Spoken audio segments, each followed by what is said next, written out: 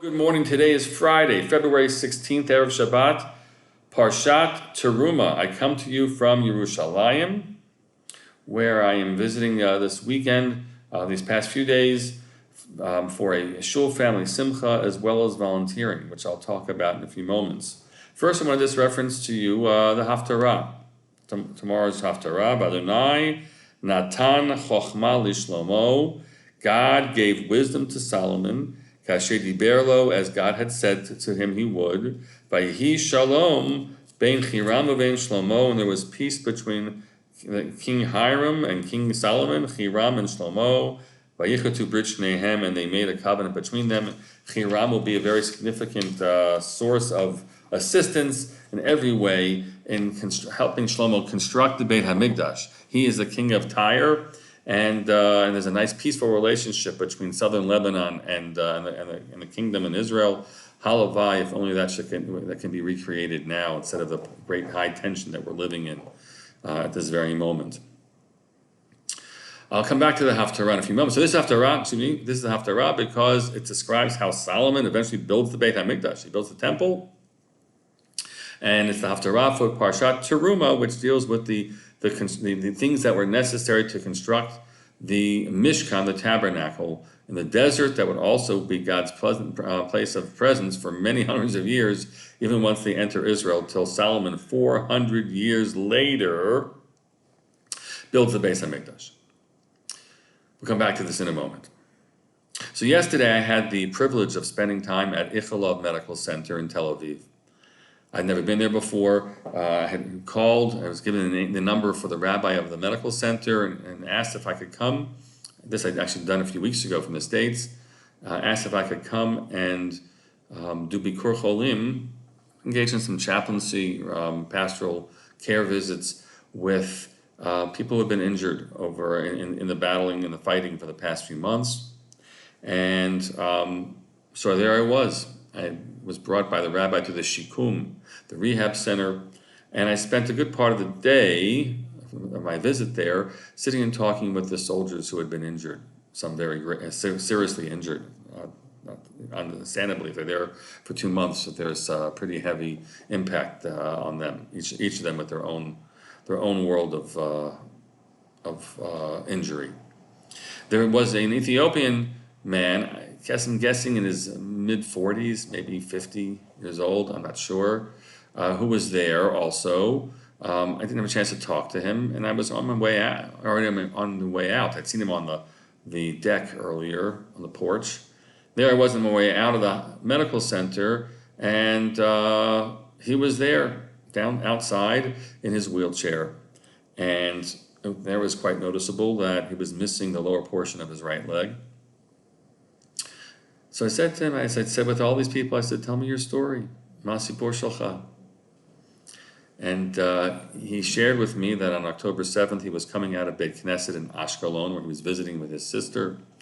And some fragment, or I don't know exactly what projectile that had been, from the bombardment that had come from Gaza, struck him, and he ended up losing his leg.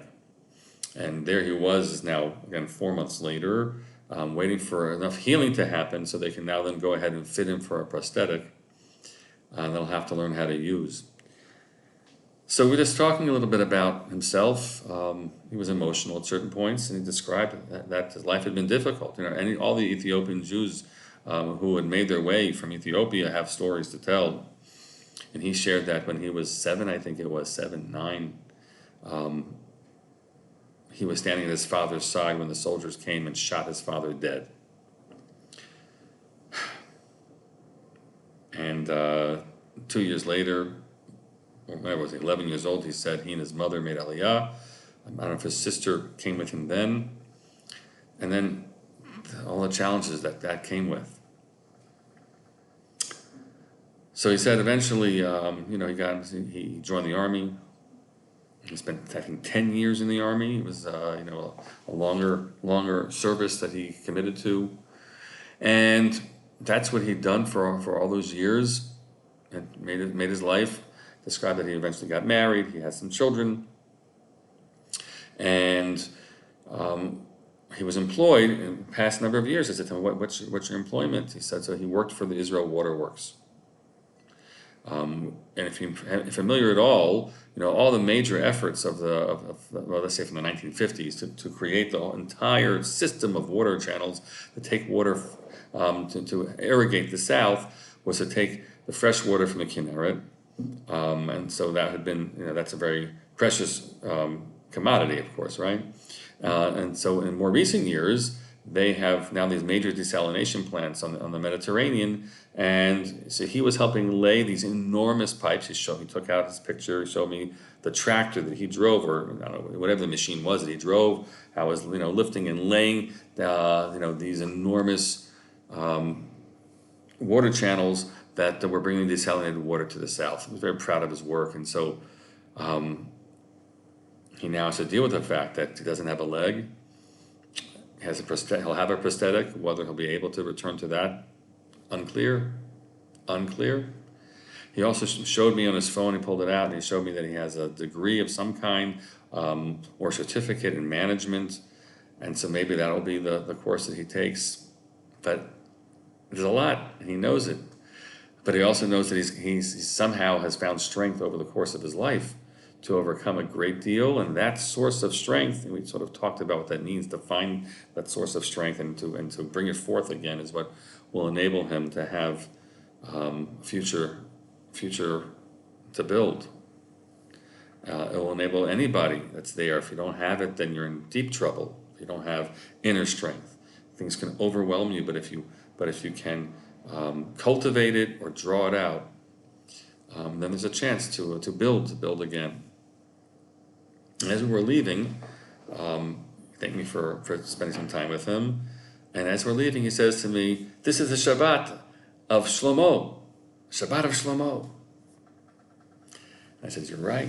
It's the Haftarah of Shlomo HaMelech." And if you know anything about Ethiopian traditions, their belief is that they are the descendants of the Queen of Sheba and Solomon, and their go-to biblical figure is Solomon, is Shlomo.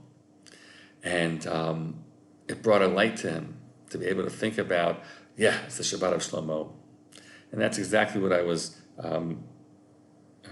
reflecting on. If ultimately you're the figure that you hone in on and you hold on to is a builder, is one who's committed to creating and building and growing, then you indeed have a capacity and a chance. And I hope and I pray and I gave brachot to all the people that I was there with, that they should have a refuah, and hopefully to be able to go on to build their lives anew and yet play a role in continuing to build this special country as well. Wishing them a refuah shlema, and wishing you all a Shabbat Shalom.